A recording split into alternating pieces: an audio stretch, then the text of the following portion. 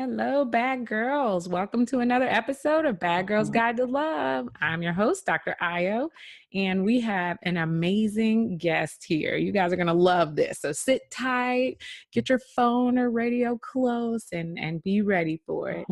This week, we've got Ivy Box. Say hello to my bad girls out there. Hi, how are you all doing? Yay. So I'm excited to have you here. The I'm power of the excited to be internet. here. I know the power of the internet. We connected just through the internet, and I was actually just Mhm. grilling her because we are both Florida girls. You know, I'm a little Yes. time, but both Florida girls. And so we're just going to have a fun conversation today.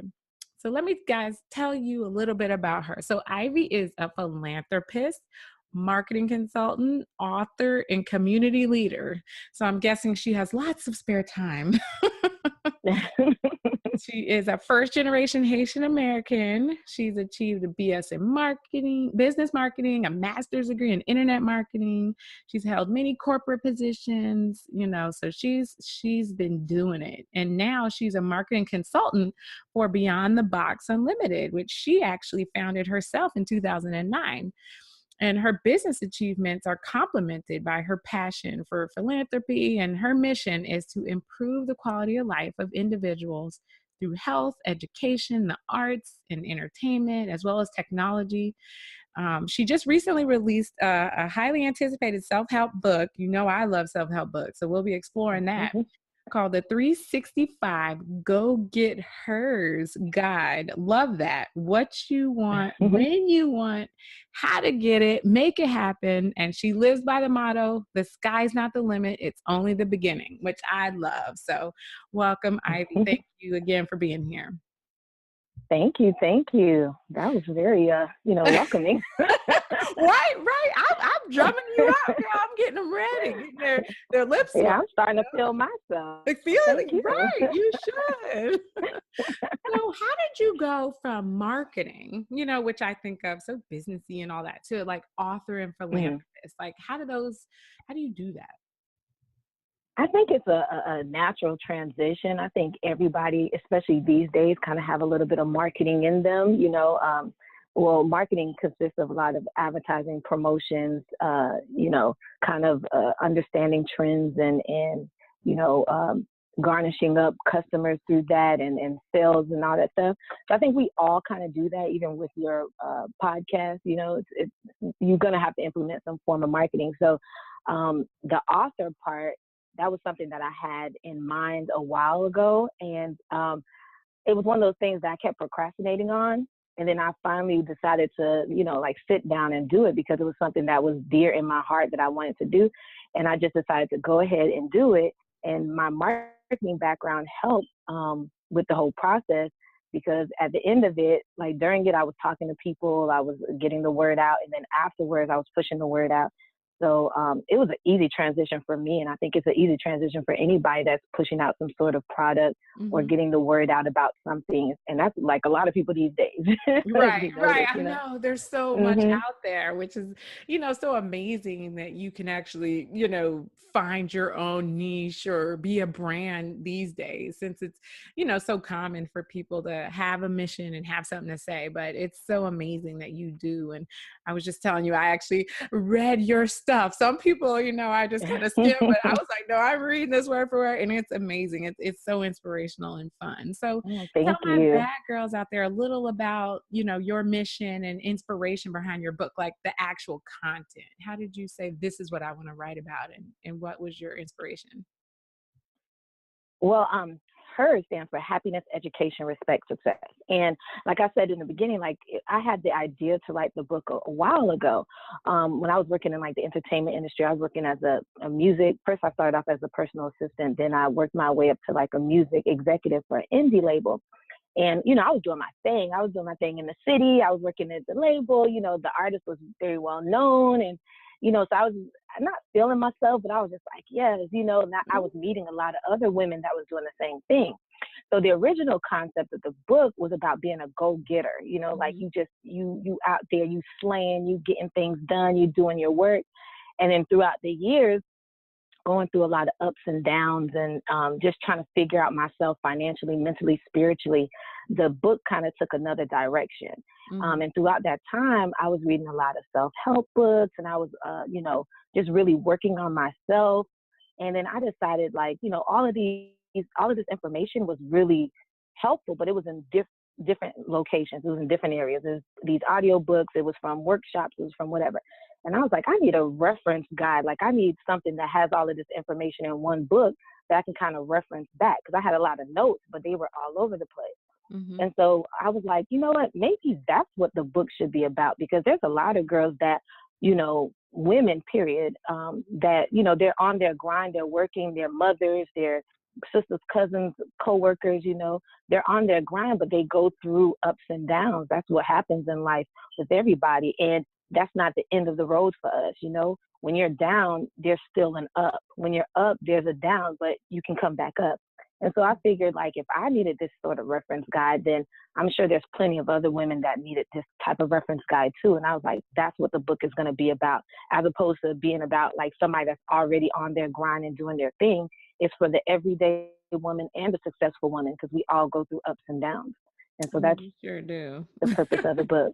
Mm-hmm. That's true. It's so true, because you think, when you're talking about getting what you want and being successful, some people think like, that's not me, or it's too late for me, or that doesn't speak to me because I just wake up, go to work, come home. Like, no, this book, I think, spoke to anyone, no matter where you're starting off, whether you're working, a 9 to 5, or you're in school, or you're already a boss, you can always do more and do better.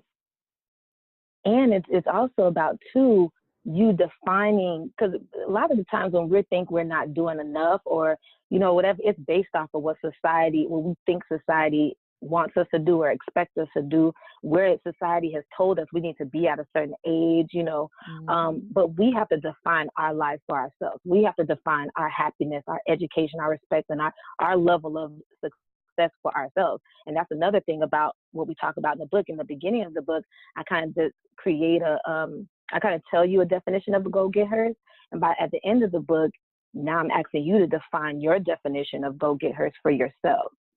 So, it's about us defining who we are for ourselves. Y'all see? Yep. You got to buy the book. We'll tell you where later, So how does like a success mindset, so just getting kind of into this idea of getting what you want and everything, how does that intersect with relationships? Because I was actually surprised there was actually a relationship chapter, or, that we could actually connect for the podcast. And I was like, wait, this is a relationship podcast? And you're like, oh, wait, no, here's a relationship section. So tell me how you saw that fitting in, or what was your inspiration behind putting in a relationship chapter? Because I know, to me, being successful on your own terms is about balance. And it's about balance on whatever you feel, whatever you do or going through or have going on in your life, right? And relationships is one of those things. And it's whether it's a romantic relationship, whether it's relationships with your friends, whether it's relationships with your coworkers, that's a natural part of life. Usually, like, the things that people focus on are finances, are on relationships, social things, careers and stuff like that. So I was like, but for me to talk about a Go Get H.E.R.S, we got to talk about all aspects of a Go Get H.E.R.S, and relationships is one of those things.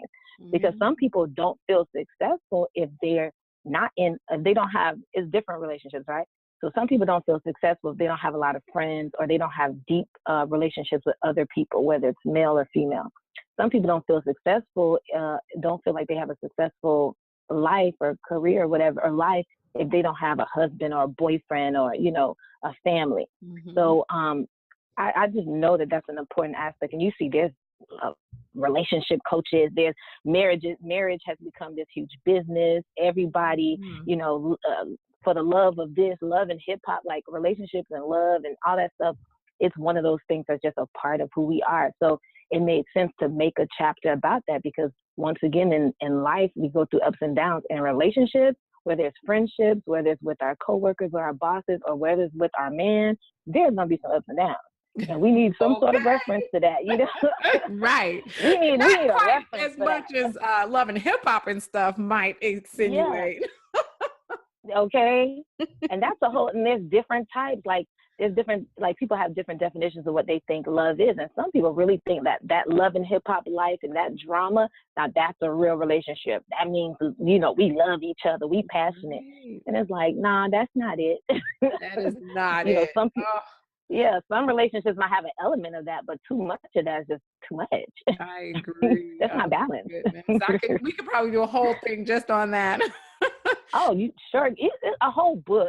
You could be on just relationships itself. Yeah. So how do you feel a healthy relationship, whether with a partner or coworkers, anybody, encourages your positive growth overall? I think healthy relationships in general, because it'll create an unbalance when you don't have like a healthy or strong relationship with anybody, whether it's with yourself, if it's with your coworkers, or if it's with your partner. It creates some sort of unbalance, and your relationships are the people that you probably communicate with the most, you're probably around the most, and they can affect your entire mood. And somebody affects your entire mood, your thought process. It can affect your career, it can affect your daily life, your lifestyle, because we get influenced by the people that are around us. So it's very, very important to have like strong relationships, especially with ourselves. And then I think when we have a strong relationship with ourselves, then it's easier to have a stronger relationship with other people and other partners. Yes, so true. So true. I love that, because really, certain relationships can ground you, or really, you can bounce ideas off each other. I mean, you can really in marriage. And one of the reasons I actually got married, a lot of people are like, marriage is obsolete. Like, why do you even do it anymore? And I agree to some extent with some of the, traditional methods of getting married, are obsolete. But one of the reasons I got married was because my husband and I really challenge each other, and we, make each other better. And we're like, all right, what's the next move? What are we doing? Like, and some people don't have that. And so, that I think that definitely is, a positive indication of a healthy relationship. That is. And shoot, to me, marriage is not obsolete. Like, let God send me a husband, I'm put that in the atmosphere. But that's great, because okay. But that's what I want. Like, I'm not really seeking like this, and I'm a Disney girl. I grew up watching Disney and the whole fairy tale fantasy thing. And that's very cute, but that's not always realistic. If you get lucky, maybe, but that's not always realistic. So to me, I think the relationship that you have, that's the kind of relationship I'm seeking, something where it's a partnership, it's a friendship, and we can balance each other out and work together in whatever endeavors we have. It's cute to have it's cute where like when one partner is doing one thing and the other partner is doing another thing, but I think it's even better when their two worlds can collide and they can put their energies and their power together and move forward. Sure. We don't have to be interested in the same thing, but we can build something together. And I think that helps bring people closer together as well. For sure. So what do you think are the risks of rushing into a relationship? I know one of the areas of your chapter talked about, the timing of relationships and, that sort of thing. So what have you seen with people rushing, or just some of the dangers of rushing in? Rushing, oh, girl, I've been there, done that, child. It's dangerous, especially if you don't know somebody. It's different if you grew up with someone or you've been around them. Y'all have similar friends, and you kind of understand that person and their family. And then, y'all probably start off as friends or distant friends, and then y'all get into a relationship. It can speed up a little bit quicker. But if you don't know each other at all, then you rushing into a relationship, you'll start to discover things that might not be cohesive with your lifestyle. Time gives you a chance to kind of get to know people, because when people first start to get to know each other, both of them got their representatives out there, and the representative might be that Disney fairy tale, and the true them might be that nightmare. And I don't like scary movies, okay? They're okay, but they're okay to watch, but they're not okay to be a part of. Okay, so right. I ain't trying to be the leading actress in that series. Yes, true. So it of course everything is an individual thing, because there's some people that meet and they fall in love with each other, and in less than a year they're married, and that's okay too. But if you really don't know that person at all, you don't want to have to discover something about them when you're all the way in, or you're deep, or y'all on that verge of getting married. Then this big old bombshell gets, there's some people, they can be with somebody for years and not even know that that person is married to somebody else in another country, or Right. Or has kids, or have kids, that's something like, if in the beginning they mention that to you and you can find ways to cope with it, but if you didn't know that person, don't know their family, don't know whatever, and you find that out later, that's a harder blow. Oh, and I think with the now technology and social media, and you feel like you know people, like it's so crazy. Like even just doing the research for the show, like I was looking at your social media and reading your website, and I was like, oh yeah. So when you called in today, I was like, hey, how you doing? It's like we've never even met in person, and I think that false sense of security and knowing people is really carrying over into our relationships. And how much do you feel like you've seen that? Because you're a little younger, so you've grown up with social media kind of as a part. Because I used to have to do, we didn't even have caller ID when I first started dating. So I'm dating a long time. So how do you think that social media has kind of played into the whole relationship scene and rushing things? It played a big deal. Like, see, I'm younger, but I'm older at the same time. Like, I'm the early millennial. So, like, I remember those times when nobody had a phone, and I remember those times when everybody had a phone, So I remember those times when we didn't have call ID.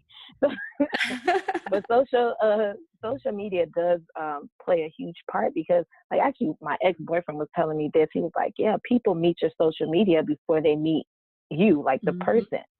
So, and people will, like, some people feel like they've already been dating you because they done seen your timeline. They done, they know who's, like, it especially depends on how much information you put out there. Some people feel like they know your family, they know all your friends, they know where you like to go, they know what you like to eat, and all of that stuff is usually the stuff you find out when you're dating. So that does kind of push that aspect of dating out the picture. And I think that's how people rush into situations, because they're like, oh, we know the same people. Oh, you like to do this, I like to do that. It kind of takes all that. And that does make it a lot harder.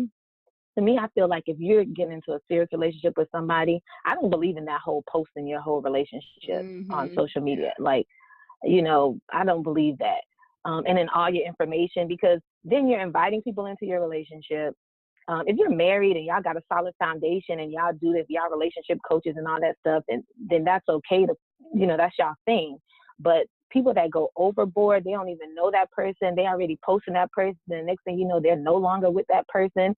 Now they got to take all the pictures off. And then the next time they're dating somebody else, then you like, dang, you're like, well, how many people this person got to go through? Or like, you start to feel bad for them. You want to like help them out at this point. I know, like that. I totally felt that. I was like, I was feeling like I was dating with you. I saw so much, and I felt like I was emotionally invested. You feel bad for the person. You want to give them advice and help them out. Okay. If they post a guy you like, sis, I don't think that's the guy for you. Yeah, and you don't even know me, but it's interesting. But I think you made a good point about rushing and just taking your time and being sure and making sure as much as possible to arm yourself.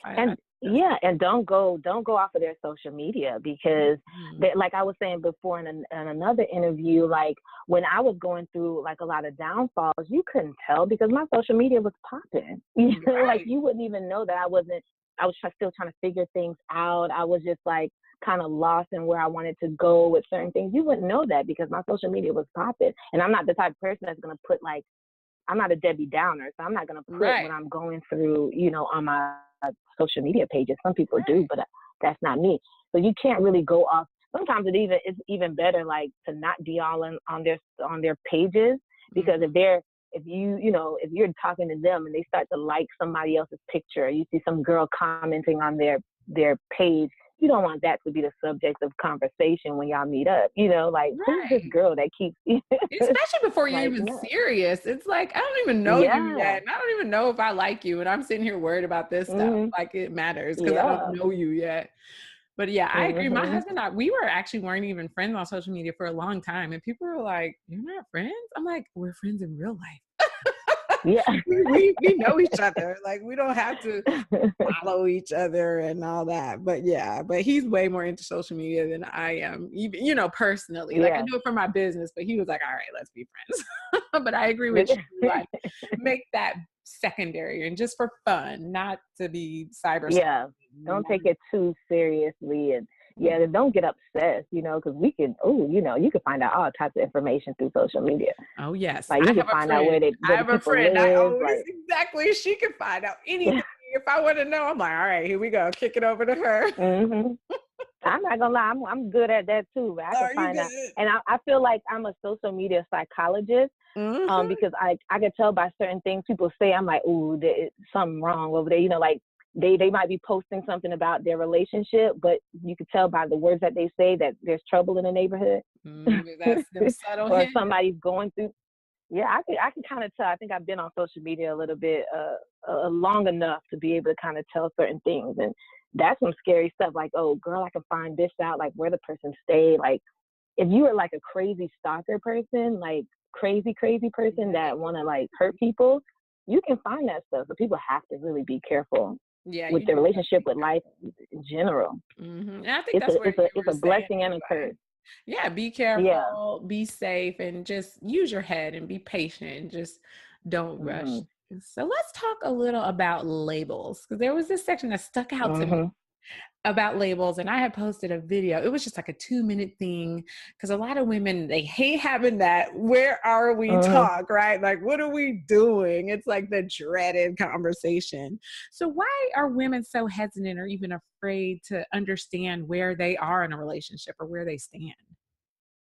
I think it's because of the false information that we receive. Like they'll tell you, oh, you don't want to ask a guy, you don't want to talk to a guy about marriage. You don't want to talk, you don't want him to feel pressured.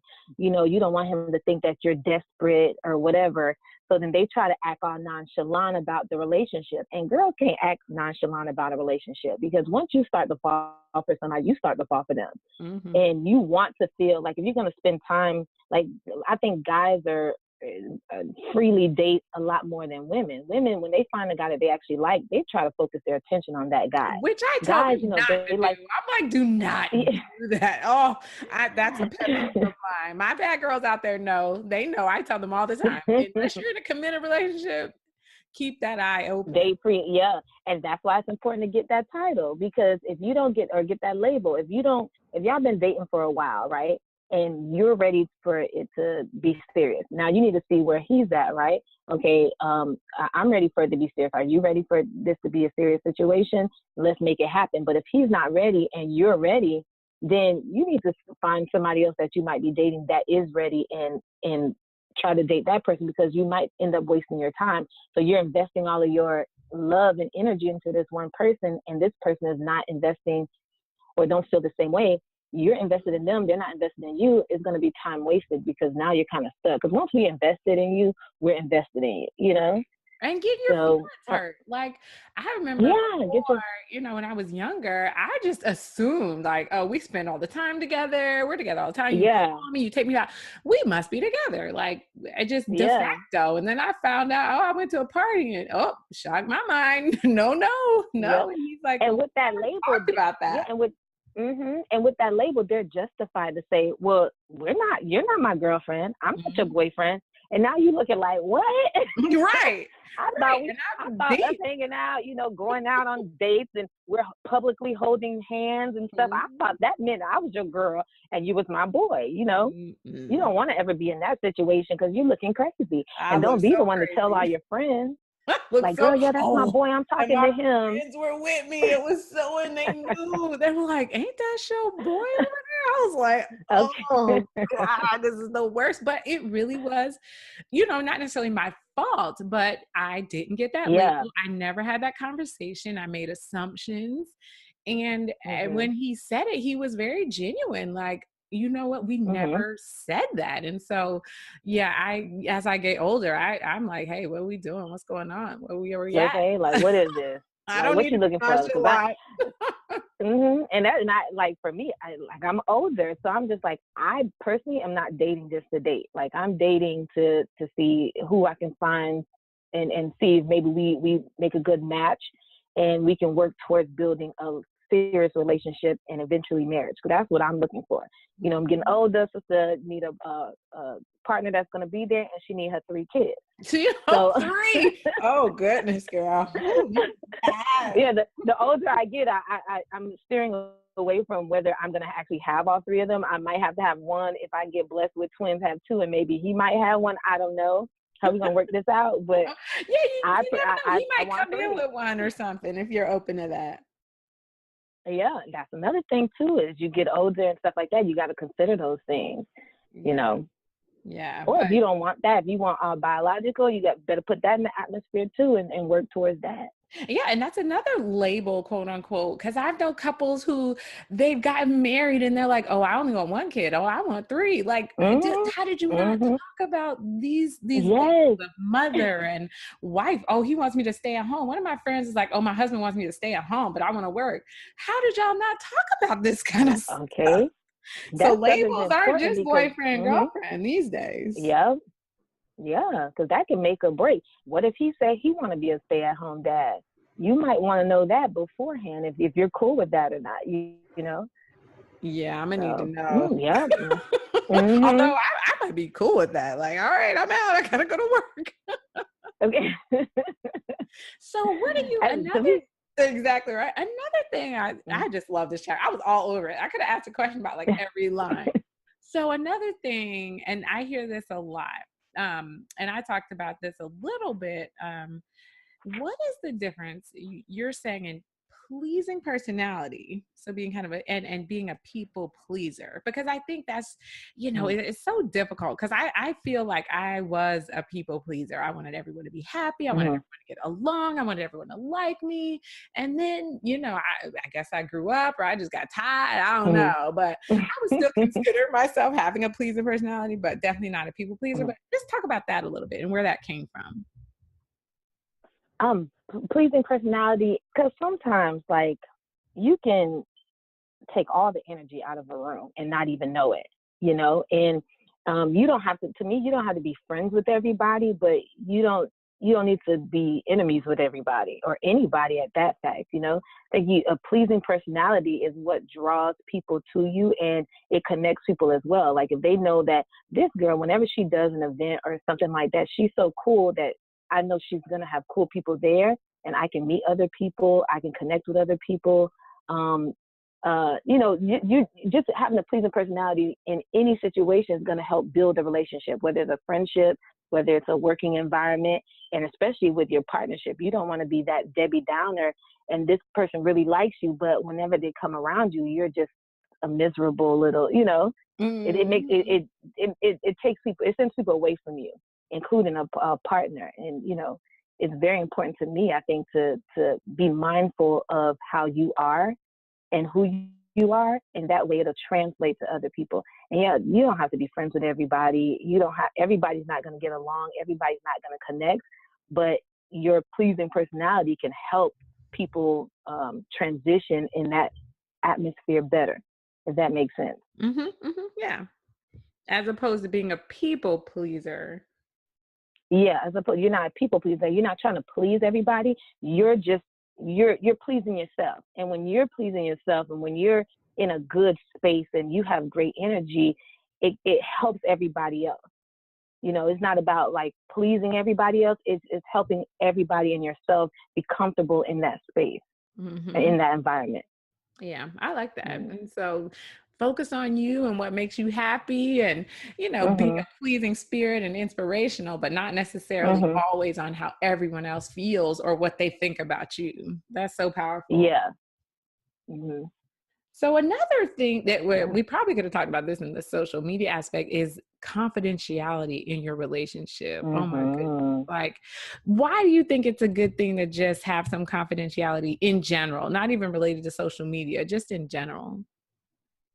In general, because you don't, like, when you're not, when you don't have confidentiality in your relationship, you're inviting other people into your relationship. And I think a powerful relationship is one that you and your partner define for yourselves.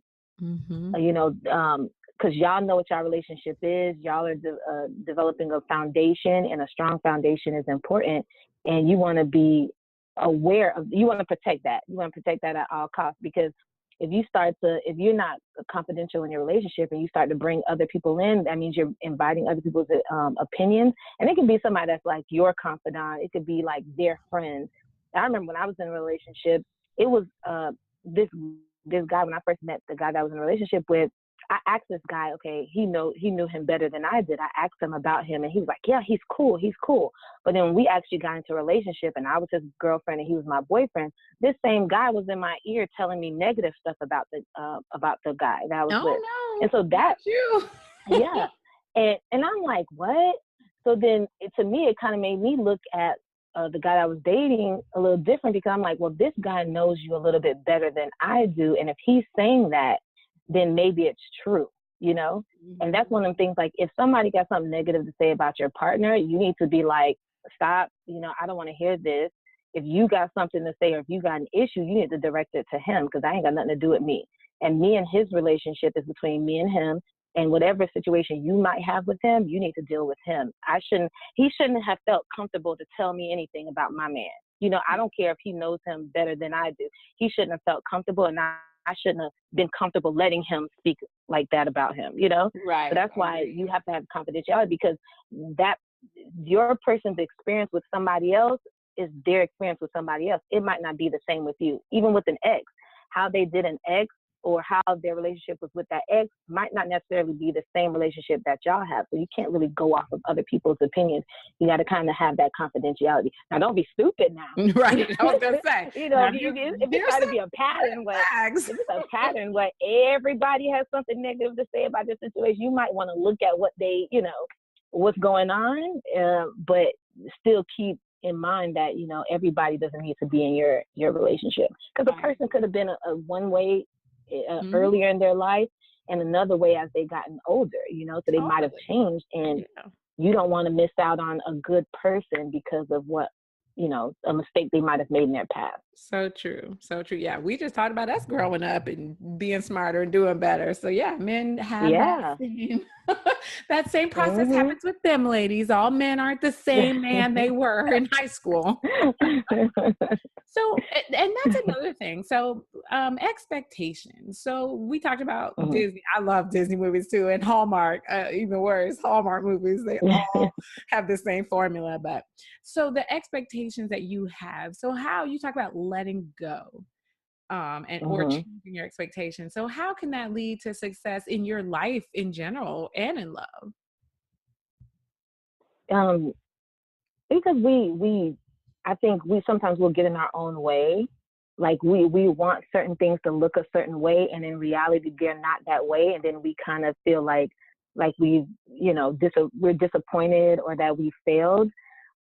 So having like certain expectations, I think you should have expectations to an extent. Like I'm expecting myself to work hard, but I'm not expecting everything to turn out the way I want it exactly, because that's not life, and I think you kind of end up standing in your own way by doing that, because you created this picture, and when things don't turn out the way this picture looks like, then you feel like a failure, and that's not the truth, Yeah. So. That's so true. Yeah. And then what you wanted in life when you were younger, or what you needed, may be totally different than now, or even in the future, so you have to be willing to adjust, based on who you are, because you might think you want and something. Times change. Yeah. Times change. You change. Mm-hmm. See, I could just pick your brain forever. You're like, okay. But this has been such a great discussion. I've been loving it. I might have to have you back on just to talk about some of this stuff. But first, I want you to tell people where they can find the 365 Go Get H.E.R.S guide. Well, the 365 Go Get H.E.R.S guide is available on Amazon and Barnes and Nobles, any place where you can purchase books online. You can also purchase it from my website, missivybox.com. I usually send out autographed copies if you purchase from my website. That's M as in Mary, S as in Sam, I, V as in Victor, Y, B as in boy, O, X as in X-ray.com. Awesome. Yeah. So So you got to yeah, get and it I'm because on. it's got so much more in there. I focused on the relationship chapter, Yeah, but it's got so much more knowledge. She's dropping gems in there. yeah. Thank you. I'm pretty proud of the book myself. I'm Yeah. not gonna lie, I'm You pretty can proud. toot your own horn a little bit. So where can my listeners find just more about you and your other projects or products, not just the book? Where can they find you? Of course, on my website, you can contact me on my website. There's a way to send me a message, and on social media, I'm on, Twitter, all the main ones: Twitter, Instagram, and Facebook at Miss Ivy Box. So they can find me on any social media platform, and you can message me on my website. I'm pretty, Pretty active easy on to there. find. So I tell yeah, people, I'm if pretty you easy know to find. my name, you know where to find me. Sounds like for you too. If they know Yeah. your name, they know where to find you. And of course, I'll list all that information in my show notes. So if you're listening here and you want to find Miss Ivy Box, you go in the show notes, or if you've written it down, just follow her. She is amazing. And thank you so Oh, thank much you. for being here. And thank you for having me. I enjoyed myself. We have girl talk. Girl, they just feel like girl talk, right? Where they could learn from. Yes, yes. All right. All right, bad girls. Until next time, be bad.